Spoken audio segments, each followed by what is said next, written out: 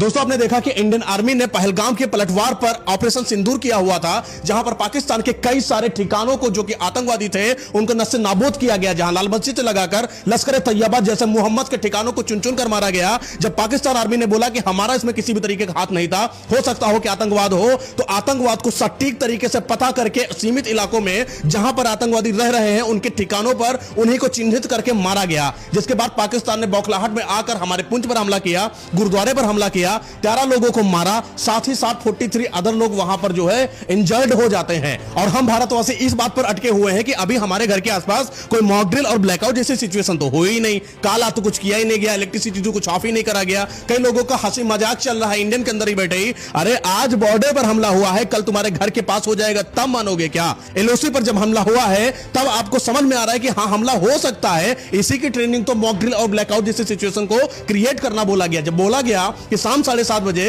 अंधेरा रखना है, तब आप लोगों ने कहीं पर अंधेरा नहीं करा। जहां पर पुलिस प्रशासन तैनात थी, जहां पर छावनियां तैनात थी, वहीं पर सिर्फ ब्लैकआउट किया गया, मॉक ड्रिल करा गया। यह सब क्यों करा जा रहा है? मजे के लिए थोड़ी ना किया जा रहा है, सिर्फ आपको ट्रेन करने के लिए कि आप बचो। आज आप देख पा रहे हो किस तरीके से पाकिस्तान के हौसले बढ़ रहे हैं कि वो घुस के पुंछ में आकर गुरुद्वारे पर हमला कर सकता है, 13 लोगों को मार सकता है, 43 लोगों को इंजर्ड कर सकता है। ये छोटी मोटी बात नहीं है, तुम्हारे लिए चैलेंज की बात है कि कल तुम्हारे साथ अगर ये हो जाए उस समय तुम क्या करोगे। 13 राजदूतों की मीटिंग होती है, विदेश मंत्रालय ब्रीफिंग करता है, जहां पर यह बातचीत करी जाती है कि ऑपरेशन सिंदूर क्यों करा गया। क्या सबको नहीं पता था कि ऑपरेशन सिंदूर क्यों किया गया? पहलगाम के पलटवार पर किया गया है। क्या ऑपरेशन सिंदूर का पलटवार यह होगा कि आप हमारे पुंछ में घुसकर हमारे लोगों को मारोगे? ये सिर्फ उसकी बौखलाहट और कमजोरी का निशाना देखने को मिल रहा है। आज हम अगर इंडियन वासी, भारतवासी आपस में एक मिलकर इस वाली वार की तरफ सपोर्ट नहीं दिखाते हैं तो वो दिन दूर नहीं है जब बड़ा हमला हो जाएगा और हम कुछ नहीं कर पाएंगे। हम घर में सिर्फ पॉपकॉर्न लेकर टीवी देखते हुए ये कहेंगे कि हाँ वार हुआ, मजा नहीं आया, मजा नहीं आया। मजा उस दिन जरूर आएगा जब तुम निहत्थे होगे, तुम्हारे घर वाले ब्लैकआउट, मॉक ड्रिल, इन सारी चीजों को नहीं जान रहे होंगे और आतंकवाद आकर तुम्हारे पर हमला करेगा। इसलिए आज अपने आप को सतर्क और मजबूत करो, क्योंकि कल क्या हो कुछ नहीं पता।